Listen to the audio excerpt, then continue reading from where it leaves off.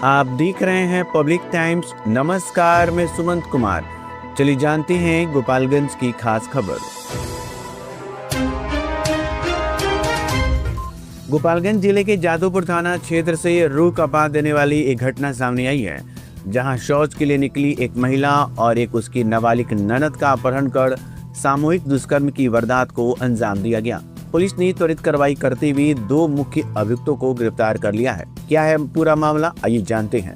घटना 22 अप्रैल की रात करीब 8:30 बजे की है। पीड़िता अपनी नाबालिग ननद के साथ घर के पास एक बांसवारी में शौच के लिए जा रही थी। इसी दौरान नवनिर्मित हाईवे पुलिया के पास घात लगाकर बैठे अपराधियों ने दोनों का जबरन अपहरण कर लिया। अपराधियों ने दोनों को दियरा इलाके की एक सुनसान पलानी झोपड़ी में बंधक बना लिया और सामूहिक दुष्कर्म किया। आरोपियों ने नाबालिग किशोरी को पहले छोड़ दिया और किसी को बताने पर जान से मारने की धमकी दी। डरी सहमी किशोरी घर लौटी, लेकिन खौफ के कारण चुप रही। महिला को 3 दिनों तक बंधक बनाकर उसके साथ दरिंदगी की जाती रही। जब गांव में इस बात की चर्चा फैली, तब जाकर तीसरे दिन किशोरी ने हिम्मत जुटाकर अपने पिता को आपबीती बताई। मामला संज्ञान में आते ही जादूपुर थाना अध्यक्ष अनिल राम ने 25 अप्रैल को सुसंगत धाराओं में प्राथमिकी दर्ज की। घटना की गंभीरता को देखते हुए एसपी के निर्देश पर एक विशेष टीम का गठन किया गया। घटनास्थल का निरीक्षण अनुमंडल पुलिस पदाधिकारी सदर 1 और थाना अध्यक्ष द्वारा किया गया। साक्ष्य जुटाने के लिए FSL यानी कि विधि विज्ञान प्रयोगशाला की टीम को बुलाया गया, जिसने मौके से वैज्ञानिक नमूने एकत्रित किए। पुलिस ने छापेमारी कर 2 नामजद अभियुक्तों को दबोच लिया। गिरफ्तार आरोपियों की पहचान अजय कुमार और नीतीश कुमार यादव निवासी पतारा गांव जादूपुर के रूप में हुई है। पूछताछ के दौरान दोनों ने अपना गुनाह कबूल कर लिया है। दोनों पीड़िताओं को इलाज और मेडिकल परीक्षण के लिए सदर अस्पताल गोपालगंज भेजा गया है। थाना अध्यक्ष ने बताया कि गिरफ्तार अभियुक्तों को न्यायिक हिरासत में भेज दिया गया है। अन्य फरार आरोपियों की गिरफ्तारी के लिए लगातार छापेमारी की जा रही है। पुलिस का कहना है कि इस मामले में स्पीड ट्रायल चलाकर सभी दोषियों को जल्द से जल्द कड़ी सजा दिलाई जाएगी। पुलिस अब तकनीकी और मानवीय साक्ष्यों के आधार पर अन्य संलिप्त अपराधियों के बेहद करीब है। स्थानीय प्रशासन ने पीड़ित परिवार को सुरक्षा और न्याय का पूरा भरोसा दिया है। गोपालगंज के नगर थाना क्षेत्र के मठिया गांव में कटहल चोरी का विरोध करना एक युवक को भारी पड़ गया। रविवार को अफरोज अली नामक युवक खेत में लगे कटहल के पेड़ की रखवाली कर रहे थे। इसी दौरान 3 युवक पेड़ पर चढ़कर कटहल तोड़ने लगे। जब अफरोज अली ने इसका विरोध किया तो आरोपियों ने गुस्से में आकर उसके सिर पर चाकू से ताबड़तोड़ हमला कर दिया, जिससे वह गंभीर रूप से घायल हो गया। घायल होने के बावजूद अफरोज अली ने हिम्मत दिखाते हुए एक आरोपी को पकड़ लिया।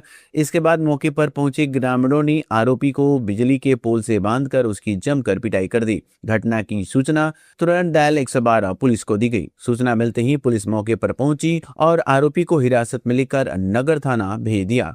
वहीं घायल अफरोज अली को इलाज के लिए सदर अस्पताल में भर्ती कराया गया।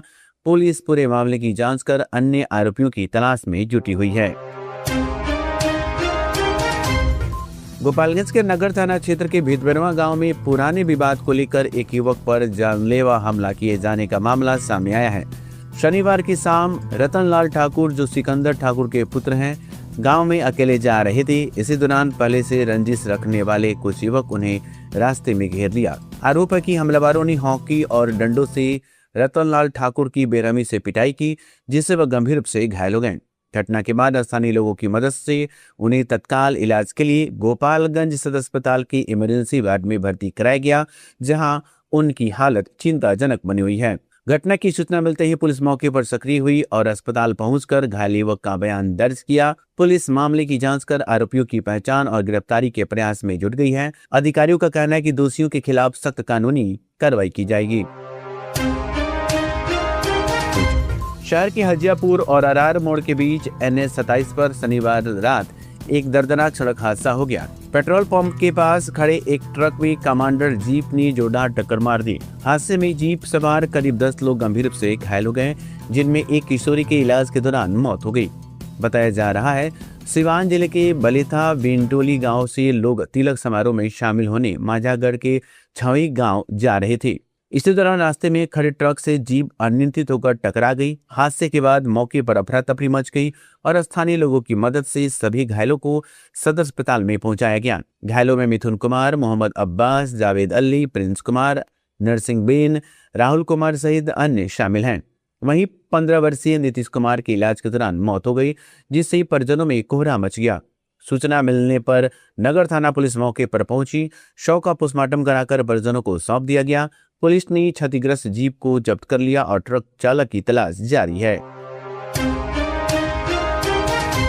गोपालगंज के कमला राय महाविद्यालय परिसर स्थित इग्नू अध्ययन केंद्र पर रविवार को असाइनमेंट जमा नहीं होने से नाराज छात्र छात्राओं ने सड़क पर जाम कर दिया। सुबह करीब 11 बजे बड़ी संख्या में विद्यार्थी केंद्र पर पहुंचे और संबंधित कर्मियों का इंतजार करते रहे, लेकिन काफी देर तक कोई कर्मचारी नहीं पहुंचा। इससे नाराज छात्रों ने मुख्य सड़क पर उतरकर प्रदर्शन शुरू कर दिया, जिससे कुछ समय के लिए यातायात बाधित हो गया और राहगीरों को परेशानी का सामना करना पड़ा। सूचना मिलते ही नगर थाना पुलिस मौके पर पहुंची और छात्रों को समझा बुझाकर शांत कराया। इसके बाद सड़क जाम समाप्त कराया गया और आवागमन सामान्य हो गया। इग्नू अध्ययन केंद्र के अध्यक्ष डॉक्टर अमित कुमार ने बताया कि असाइनमेंट जमा करने के लिए नियुक्त कर्मचारियों की तबीयत अचानक खराब हो गई, जिसके कारण वे नहीं पहुंच सके। उन्होंने बताया कि पिछले 2 महीने से लगातार असाइनमेंट जमा किया जा रहा था, लेकिन ये समस्या अप्रत्याशित थी। छात्रों ने मांग की है कि प्रक्रिया सुबह से शुरू की जाए। इस पर प्रशासन ने स्पष्ट किया कि फिलहाल असाइनमेंट जमा करने का समय शाम 4 बजे के बाद तय किया गया है और 30 अप्रैल तक जारी रहेगा। गोपालगंज में जनगणना 2027 के पहले चरण के तहत स्वगणना का कार्य तेज गति से जारी है। अब तक जिले में 96.34% कार्य पूरा हो चुका है, जिससे गोपालगंज को पूरे प्रदेश में चौथा स्थान प्राप्त हुआ है। ये प्रक्रिया 1 मई तक चलेगी, जबकि 2 मई से 31 मई तक मकान सूचीकरण एवं ब्लॉक जनगणना का कार्य शुरू होगा। जिलाधिकारी पवन कुमार सिन्हा ने लोगों से अपील की कि वे स्वगणना में बढ़ चढ़कर हिस्सा लें और पूछे गए सभी 33 सवालों के सटीक जवाब दें। उन्होंने कहा कि सही जानकारी देना अनिवार्य है, अन्यथा जनगणना अधिनियम 1948 के तहत जुर्माने का प्रावधान है। जिले में इस कार्य के लिए 6443 प्रगणक और 922 पर्यवेक्षक तैनात किए गए हैं, जो नगर निकायों और पंचायतों में कार्य कर रही हैं। मकान सूचीकरण के दौरान भवन की संरचना, उद्योग, परिवार के सदस्यों की संख्या, जाति, लिंग और अन्य सामाजिक आर्थिक जानकारियां दर्ज की जाएंगी। इसके अलावा घरों में उपलब्ध सुविधाएं जैसे पेयजल, बिजली, शौचालय, रसोई, गैस कनेक्शन, इंटरनेट, मोबाइल वाहन आदि की जानकारी एकत्र की जाएगी। मैं हार्दिक स्वागत अभिनंदन करता हूं। मैं पवन कुमार सिन्हा, जिलाधिकारी सह समाहर्ता गोपालगंज बोल रहा हूं।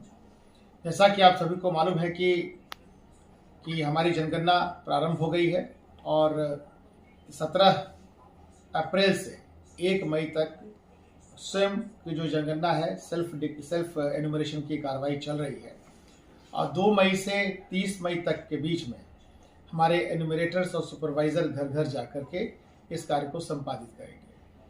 लेकिन मेरा आप सभी से विनम्र अनुरोध है और आह्वान भी है कि आप सभी लोग सेल्फ एनुमरेशन ज़्यादा से ज़्यादा कराएं।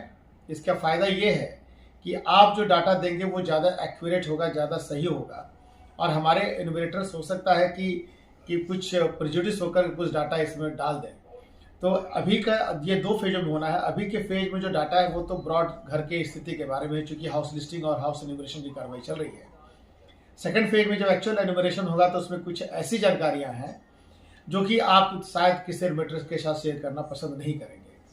तो बेहतर है कि आप सेल्फ एनुमरेशन पर ज़्यादा फोकस करें ताकि सही सही जनगणना हमारी कैप्चर हो और हमारी नीतियाँ इसके बेसिस पर जो बनने वाली हो सही से।